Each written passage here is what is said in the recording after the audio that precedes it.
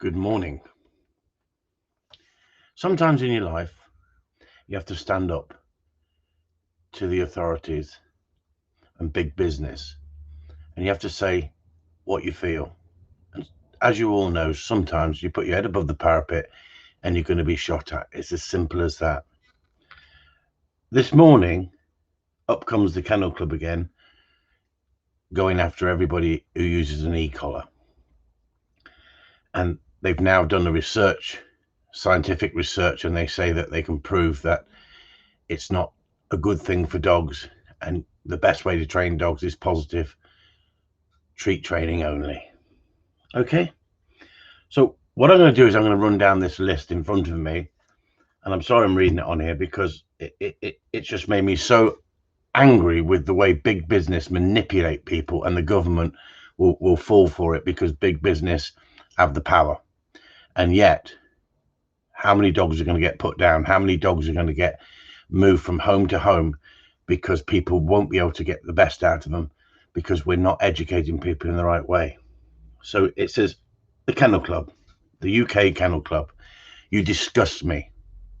Your findings and the way that you manipulate the findings and the people you get to study the findings to prove a fact that they don't want the collar to succeed, the e-collar.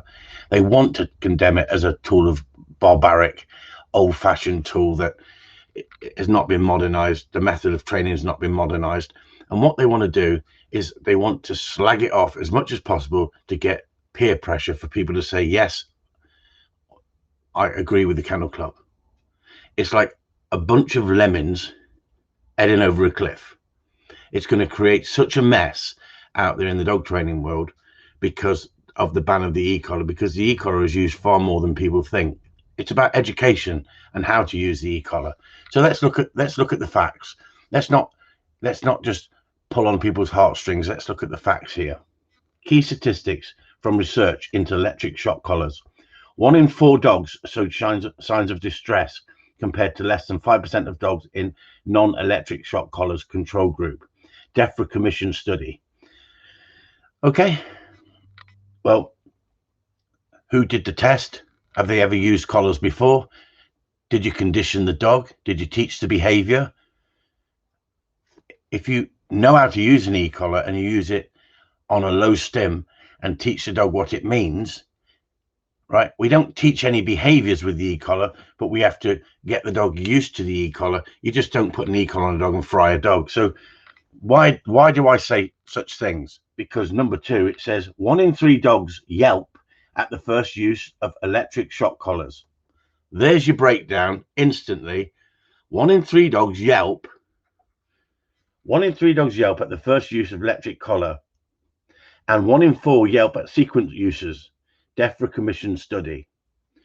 So that means you're not using the e-collar right in the first place, doesn't it? Because I can guarantee, and you can study as much of my work as you want, or you can come here and I'll put a collar on dogs left, right, and center and show you that dogs do not have any effect on a collar if you condition the e-collar in the way we show you. It's all about education. For all those people who've got dogs that are clearing off, not coming back, and they've lost control because the dog has taken over, it's because you've showed them love and affection. It's because you've pampered them like pets, that most of them are, right? I'm a gun dog trainer. I'm a specialist gun dog trainer. Does an e-collar work on pets? Of course it does, if you know how to use it properly. Does it work on gun dogs? Yes, it does, if you know how to use it properly. Is it kinder, far kinder in some ways than going back 20, 30 years of how we used to correct dogs that have taken over? That doesn't mean I have to put e-collars on every dog that I've got, because if you train them right in the first place, perhaps you don't need the e-collar in the same way as some people use it. Some people flatten dogs with the e-collar and suppress the behavior. We don't do that if we know how to use a e-collar properly. And what really annoys me is, if you've studied it, then you should study it in an unbiased manner, not just stick an e-collar on a dog and fry a dog and see what happens. That's disgraceful. You're misleading the public, you're misleading the government, and it needs to be highlighted. And sometimes people like me have to put our head above the parapet and be shot at. It's as simple as that. That's part and parcel of our job as professional trainers. We have to talk about punishment, discipline, whatever you want to call it, and we have to go forward and prove that what we're saying is right. Now, if they ban the e-collar, they ban the e-collar. Does that mean I can't train dogs? No, it doesn't mean I can't train dogs, but do I have to go backwards instead of going forwards with technology? Yes, I do. I have to go backwards to the old-fashioned way of getting out after that dog and giving that dog a negative. The dog realizes it's not worth not listening to you. Now, you could say, well, you're an old-fashioned trainer. You shouldn't be doing this. Hang on. We've been training dogs for thousands and thousands of years. All of a sudden, society says everything can be trained with love and affection. That shows, doesn't it, out in America at the moment, when they're saying we don't need policing, we can police ourselves. We don't need to be dictated to. We can run our own towns. What's happening? You're getting more problems with looting, killing, mugging, because people take over. They need discipline in life. That's exactly the same scenario as dog training. Calls from 015793. Exactly as dog training. Can you take that, please, out there, please? You just take it out there and answer it, please. So it really annoys me because I love watching and listening to science and study. I love listening to it because I want to learn as much as possible. I'm open-minded. I want to learn how to get the best out of everything in dog training. I'm willing to change my method of training if you can show me a way that's better. You need to show me that way, not just talk about it. If you talk rubbish about a subject to somebody who knows what they're talking about, they're going to rip you to pieces. Why aren't you debating with people who know what they're talking about instead of bringing in people? I watched a program the other day with that stupid vet, the same vet they bring out every time on TV, the TV vet, and he tells you what to do in these situations. And they were talking about puppies, and they were talking about people going out and buying puppies, and what you need to do. You need to make sure all the jabs are done. You need to see the mother and the father. You need to do this. You need to do that. He was being totally unrealistic. So many people do sell puppies without any jabs at all. It's down to the new owner to have the jabs on the puppy. It's not the law that you have to put the jabs on the puppy, because if you're going to put the jabs on the puppy, you wouldn't be selling at 8 weeks old. You'd be selling dogs at over 12 weeks of age by the time you've had your second jab. People take the puppies at 8 weeks of age. This is a vet. This is a vet telling us this, a TV vet telling us this, that you take your puppy and it's got to be inoculated and it's got to have its injections, else the person who's selling you the puppy is not ethical and not doing it properly. It's an absolute load of crap, right? Because people take puppies at 8 weeks of age. You shouldn't have them any sooner, but that doesn't mean they've had both their jabs. Some people give them the first jab and some people don't. Some people say they've been with the mother, they've not been off the premises. It's your job now to take them to the vet, get them examined to make sure they're healthy. Your vet's done it. If you're a good breeder, your vet's examined them, so you know you're passing on good quality stuff at 8 weeks. Why 8 weeks? Because we put the microchip in them and we have the proper documentation. If we dock the tails, if they're working dogs. At the end of the day, it makes me very, very angry when I listen to this psychobabble that they put up on TV to manipulate people. Yes, there is a problem with this virus thing and everyone's going out asking silly money for puppies and it's become a money-making scam. But it's another thing that they haven't got right. And so I'm talking today and I'm so angry about the fact that the Kennel Club is manipulating people big time. So it says here, 73% of the public disapproves of the use of shock collars on dogs. Well, they would if you keep feeding the rubbish and the lies that you keep putting up. That's the big problem here. If you want to sell something, it's like saying to a bunch of paedophiles, I want you to sell the fact that kiddie fiddling has no adverse effect, right? So they'd sell it, wouldn't they? At the end of the day, the Kennel Club are selling a false ideology on the backs of rubbish science that's not been studied properly, manipulated science that they just want to ban the e-collar. That's because they've not studied it and dealt with the right people. It's about education, education, education, education. And yet the Kennel Club tell us that we need to understand how to train dogs. We need to understand how to train dogs. And it says here, 74% of the public would support government including a ban on electric shock collars in the Kennel Club Commission survey in 2014. So they're going back to 2014.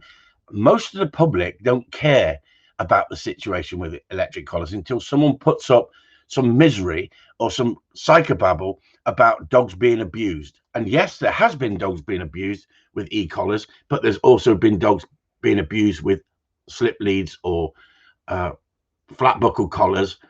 At the end of the day, what do? Ban leads? Do you ban any restriction on any dog of any sort because the dog hasn't given its permission to be contained on a lead?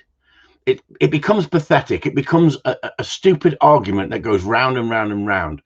And what's happening is some of us out there, us professional dog trainers, are putting up the work, and we're putting our heads above the parapet and showing you e-collar training. And you can make your own mind up whether you can see a result in the dogs or whether the dogs look suppressed or flattened. Now, anybody can flatten a dog, even with a slip lead. You can flatten a dog by overtraining too soon as a puppy. You can take the desire and the puppyhood away from the dog. You can turn it into what we call handler reliant, a performing monkey. And you can do it with treats. You can do it with food. And what we need to do, we need to be able to open our minds by educating. And this is what we've got. We've got the platform out there, the internet. And there's so much dribble on the internet about dog training and how to succeed. And people sitting there talking about it and selling themselves and making massive amount of money by doing it, by falsely misleading people, saying that you can do it with love, affection and treats. If you could do it with love and affection and treats, people like me would be out of business. It's as simple as that. Because yes, I still use treats. I still use positives. 95% of my training is positive training. It's fun-based training. The dog wants to do it, not the dog's been forced to do it. But that 5% that people aren't willing to talk about is the reason why we've got such problems in the dog training world. And yet people are beginning to fight back. And I'm one of them. I'm one of them who put my head above the parapet for 10 years plus, explaining that discipline is part and parcel of life. It's the structure of life, right? Call it punishment, call it discipline, call it what you like. I don't like the word punishment. It's not like I say to the dog, when you get home, I'm going to punish you. I'm going to send you to bed. I'm going to put you away from me. But at the end of the day, it's discipline. You have to learn boundaries, rules and boundaries. And that's what this is about. It's not about frying dogs with e-collars. But the way the Kennel Club manipulate this, I just read it through and I just thought, I've got to go live. I've got to put it up there. And I think people should support people who are being truthful. I'm open to be studied. I'm open for people to come and see the dogs with e-collars and how they react with the e-collar. No one is saying that you cannot frighten a dog with an e-collar. Of course you can frighten a dog with an e-collar if you don't know how it's used. Now, who did the tests? Did they just stick an e-collar on the dog? That's abuse. That's abuse. If you just stick an e-collar on the dog and fry it and press the button, that dog's not going to know what that's about. That's going to confuse anybody. That's like having a slap on the top of the head from behind you and not knowing it's coming. It's disgraceful. But it's misleading, it's manipulating the public, and that's what they're doing. They're pulling on the heartstrings of the public. It's like these charity things, isn't it? Please give £2 a month for this charity, and this girl won't have to carry the water. We know there's people out there suffering like crazy, and we know there's decent people out there who give to charities and help other people because they've got compassion in their hearts. But it's how you manipulate it. If you put flies around that child and a snotty nose, that child's going to get more support than wrapped up in cotton wool and being led down the road by someone that cares and that is helping the child. At the end of the day, it's exactly the same. They are peddling the ideology, what they want to peddle. I'm not saying there's not people out there suffering. I'm not saying there's not dogs out there suffering. There are dogs out there suffering. They're the people who need to be exposed for mistreating dogs. And you'd think the Kennel Club, the RSPCA, and the big organizing bodies would get on with that rather than trying to change people's minds with a pack of lies through research. So this is on the Kennel Club website itself.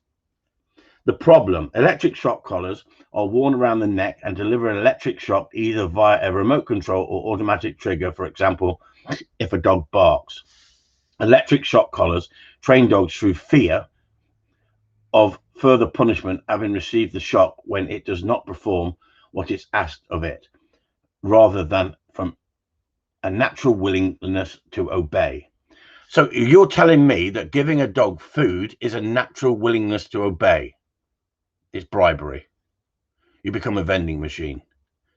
And the dog comes to you for the food. It doesn't come to you because it naturally wants to do the behavior. What it's doing, it becomes a vending machine. Now, where are the videos out there? I've been saying for 10 years, put up your videos, show us your dogs under temptation, under great stress, in the situation of that we put them in as specialists. I'm a specialist gun dog trainer. Is it easy to train a pet dog? No, because a pet dog has got more distractions than a gun dog working in the field if you only solely work it in the field and train it for that purpose. If you then start taking it into Tesco's car park, and then you take it into the park where the ducks are on the lake and all this sort of stuff, if you haven't trained it right, it's not going to listen to you in the same way as a pet has to go through so many different obstacles and distractions and environments and still come out the dog's listening. Now, the thing is, as soon as you put a lead on a dog, you restrain a dog. The dog's not staying with you voluntarily because it says, I like to be with you. I don't need a lead. We put a lead on to control the dog. We contain the dog with the lead. Now, some dogs pull, some dogs don't pull. Sometimes it's because people have trained them, and some dogs are driven and some dogs aren't so driven. And it's exactly the same as when I'm training dogs. The majority of dogs that come here that have got problems, it's because they've been overloved, they've been over pampered, they've been treat trained, and they've been spoiled, and they've taken over. I have to turn the mindset around with those dogs and get the best out of those dogs. I don't go straight into discipline. If I went straight into discipline and the dogs never had discipline, it would wonder where the bloody hell it was. So what happens is I have to win the dog over. I have to assess each dog individually, and I have to use the right correction at the right time. But what I do is get into the mindset of the dog through gameplay. 95% of training is gameplay. The 5% that people don't want to talk about, because that will lose them business because of peer pressure from other people who have got no understanding. Unless we show it, how will you know that it works? My videos were up there for everyone to see.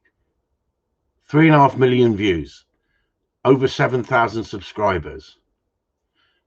The positive only groups didn't like it. Why? Because I was getting a following by showing how to use correction, discipline, and gameplay, and food, and the e-collar.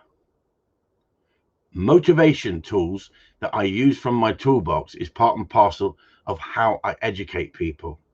And it's changed mindsets of people. People have come on because of the hatred out there that people peddle by editing my videos and only putting up slight bits of discipline at the right time, and not the whole video explaining why we've done this, how we've got this. And what's happened is people have come on there looking for that car crash. Let's see this bloke being abusive towards dogs. And what they've done, it's changed their mindsets. They've gone, I got pushed over to your site because of the nasty things people say on the internet about you. And then I realized, wow, this bloke can train dogs, and these dogs are happy, and these dogs enjoy training. And that's what this is about. It's about education. And we have the format now. We have the internet. We need to be honest with people, open and upfront. If you don't like my training once you've watched it and you've seen the results I've got, then that's up to you. But have an open mind. Have an open mind before you criticize. Have an open mind and think to yourselves, why are so many people using his methods if everyone thinks it's abusive? Everyone doesn't think it's abusive. It's a small percentage of people who open their mind. That's the problem. Some people believe that, if you're not giving your dog everything, the dog's not going to like you. The more you give the dog, it's like having children. Sometimes the more you give them, the more you spoil them. There's a balance. But you don't shut a child away. You have to educate. It's exactly the same with the dog. You have to educate. So I could go on for absolutely hours reading this absolute dribble from the Kennel Club of Great Britain. I used to support the Kennel Club. I used to promote the Kennel Club because I think without the Kennel Club, it would be the wild, wild west out there. But you know what? With the claptrap that they're putting up lately, we'd be better off without the Kennel Club. And I think we need to break away from the Kennel Club with all its crap and all its, it says here, look, it says that existing research has highlighted the detrimental impact ECCs may have on dogs' welfare. May have. See how they put that? May have on dogs' welfare. These studies have focused on psychological effects and the impacts of learning through use of electric shock collars. Who have they studied? Who have they studied? Have they just put e-collars on dogs and seen the effect they get? Or have they actually studied someone who gets results and you can actually watch their videos and see a dog transform from being a naughty, out of control dog to a happy, balanced, well-behaved, enjoyable dog to take out? We give dogs freedom by teaching them the behaviors that we want. And all we do with an e-collar is we teach the behaviors first. And all we do with an e-collar is overlay it and strengthen those behaviors with the e-collar. And it's a game that we're playing with the dogs. That doesn't mean we will not turn it up if we have to, but when we do turn it up, because we've played the game with the dog and the dog knows the concept of the e-collar and the behavior that we've taught, by pairing them together at the right time, brings it together. It's like baking a cake. You know, you've got to mix the ingredients first before you actually start to put it in the oven, and then you get the result. But if you don't mix it properly, or you don't get the right temperature, that cake's going to fail and it's not going to rise. It's not going to look good. And that's exactly the same as dog training. You have to understand the principles of the fundamentals of training and building it up in stages. And that's what we do. We build it up in stages and we educate the dog. And I'm getting fed up with the claptrap out there. And I think that we've got to stand up and fight back, because if we don't, there's going to be dogs put down all over the world big time, because what they're trying to do, they're just selling a false ideology. And it's like saying smoking's good for you. That's what they told us, didn't they, in the 50s and 60s? Smoking's good for you. Real men smoke. And then they found out smoking's not good for you, but some people still smoke. So it's a matter of choice. And at the end of the day, you do not have to put an e-collar on your dog if you don't like e-collars. But I think the statistics are very, very low on the fact of how many people have been prosecuted for abusing a dog with an e-collar. Very, very few. Why? Because it's not a big problem. It's not a massive problem. It's about education. And the more we stand up and put our head above the parapet and show how to use these e-collars in the right way, the more we educate, the more you push it underground, is people won't be able to talk about it. It'll be a subject that's shoved underground but still used. And that's where you're going to have real problems. Because if you're not educated how to use these tools, then those tools are for fools. As simple as that. And so I felt that it's really important to come on here and give my view at this moment, because I don't know what's going to happen in the next 2-3 years. But this group of idiots, the Kennel Club is calling for Westminster Government and Northern Ireland Assembly to introduce a ban on the sale of these use of electric collars. The Scottish Parliament has announced a ban on these devices, and the Welsh Assembly introduced a ban in 2010 as part of the Animal Welfare Act. And the Welsh Assembly agreed that there was enough evidence to prove the banning of such devices would improve animal welfare. Electric training collars are already banned in Denmark, Norway, Sweden, Austria, Switzerland, Germany, and some states in Australia. That's because of no one standing up together in a group and saying they're lying. We're so easy in this country to sit back and these things happen and we lose the right to use these things because we don't fight back. You see if it happens in France. You see if people stand up in France and put up with it. You see if people stand up in parts of America, they're trying to control it. People are fighting back and talking about it, but no one's talking about it in this country. Why? Because they're worried that they'll lose business. They're worried that because they'd be classed as an e-collar trainer. I'm not an e-collar trainer. I'm a gun dog trainer. I'm somebody who's been training dogs for 30 years plus. And at the end of the day, I was against the e-collar. I can stand up and honestly say 4 years ago, I was against the e-collar because I'd seen them abusing dogs hurting dogs, dogs screaming 25 years ago, 20 years ago, and I felt that that is not dog training. And I'll give discipline, don't get me wrong, but I felt that's not dog training. That dog is totally confused with that e-collar. It's not learnt nothing. So what I did is I went out there and educated myself. I started watching as much stuff as possible. I started trying to master an art of training dogs without using discipline. Without using discipline, you can't do it. You cannot do it to the level that we do it for competition. You can't do it for the level of a good quality dog working under extreme pressure in the field. At certain points of that dog's life, you're going to have to use discipline. Now, if you get the training right, you only have to use minimum discipline because it works. Less is more. Less discipline is better for the dog than discipline, discipline, discipline. And discipline comes in many formats. Discipline can be a tone of the voice. Discipline can be withholding food. Discipline can be a correction through the leash. There's so many things we can do as we call discipline. But as soon as you mention punishment and discipline, everyone thinks abuse. Well, it's not abuse. Have you ever had to punish your child? Have you ever had to say, you're not going out today? I'm taking your phone off you. You're grounded. Have you ever had to tap them on the backside as youngsters? Well, now you're not allowed to do it, are you? Now you're not allowed to, in case it upsets your child. It'll be socially scarred for the rest of its life. It will become a snowflake. Because you have to learn to cope with pressure. You have to learn to switch pressure off. And that's exactly what we do in dog training. We've not moved away from that because that's one of the most fundamental, basic formats of training a dog. But first, you have to teach the behavior you want. You just don't punish, else you confuse the dog. You just don't discipline, else the dog says, I'm confused. A confused dog shuts down. And there's plenty of dogs out there that do get shut down to a level that I look at videos and I think, I wouldn't put my name to that work. I wouldn't put my name to that work. Now, there's a difference between a dog shutting down temporary and then building that drive and building that bond and that friendship up again. And then the dog going, I respect you now. Because some dogs will sulk the same as some children. Some children can take a telling off and some children would cry their eyes out. At the end of the day, each dog is different, exactly the same as humans. So the dogs that you studied, the kennel clubs and DEFRA supposed to have done the studying on, what sort of dogs were they? Were they high drive dogs? Were they in arousal zone? Or were they just like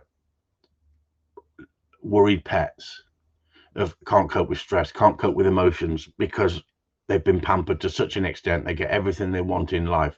I don't know what the study, I'd like to see the study. I'd like to actually see a video of the study, whether it's 5 hours long or 50 hours long, and actually sit and watch and critique it. I'd like to critique it and actually give my views on the study. You can write as much psychobabble as you want. And I'm reading the psychobabble. And it says here, the kennel club's idea is they want the ban. They're not looking open-minded at the situation. Now, we could say that some people are against shooting birds birds in the field and hunting rabbits, pheasants, you know, whatever you want to go hunting with dogs. You could say a lot of people are against hunting. That's their choice. You have a choice in life. You have a choice whether you don't agree with that or whether you agree with it. But I'm in that world. And so I will defend what I do. And I will stand up and put my head above the parapet and say, yes, I go hunting with my dogs. And I go out there with a shotgun and I go hunting. That's part and parcel of what happens when you make a choice in life. Some people will like it and some people won't like it. But as long as it's legal, then I have a right to do it. The same as if you do something and I'm not particularly interested in what you do and like what you do, if it's within the law of the land, you can do it. But why try and manipulate something that's a pack of lies that you're telling because you don't like the thought of a dog wearing an e-collar? How many fields do people drive past and see electric fences and they wouldn't even know they got electric fences around cattle, sheep, cows? Do you think what happens if the cow hits the electric fence? That's cruel. That cow shouldn't be in that field with that electric fence. No, it doesn't really bother you because you don't visually see it. I can visually show you me using an e-collar on a dog and getting results without any squeaking, without any squealing, without any suppression in the dog's behavior, because we've learned how to master a tool and use a tool in a far kinder, civilized way. And the technology of these tools have advanced the same as cars have. Now you can drive a car and a car can park itself. Now you can use a car automatic. You don't need to use the clutch. If you can't use a clutch and a gear lever, you can use an automatic and drive around. It doesn't make you a good driver. It means you're compromising. But with the tools used in the right way, shown by experts who get results and don't suppress dogs or frighten dogs into submission, then why don't you look at the true evidence? That's what I'm saying. Look at the true evidence instead of looking at the bullshit. And that's the problem, isn't it? We're being misled by the government. They manipulate you into what they want you to believe. Are you all out there that naive that you're lemmings and you're just going to go over the cliff with everybody else in believing everything someone tells you? The problem is it's manipulating it for their own gain. What's going to happen to animal rescue centers when they ban the e-collar? They're going to fill up with more dogs. What's that going to do? That's going to bring in more income for those animal rescue centers because they'll have more dogs. Animal rescue centers are shipping dogs in from other countries because they can't get enough dogs in the animal welfare centers, because they've sold you this adopt a pet, adopt a dog, adopt a dog. And I'm all for adopting dogs in the right context, right? But when it comes down to money, and this is what's happening, dogs are becoming more expensive to buy from the animal welfare centers, rescue homes as they call it, than actually buying them from a breeder, and they're setting so many criteria, people aren't willing to fit those criteria. If you want a dog and you're going to look after it and you can and you've got a reasonable situation, then why can't you have the dog? Because you can go out and buy a dog. So why can't you have the dog, but they monitor it, that you're looking after the dog in the right way?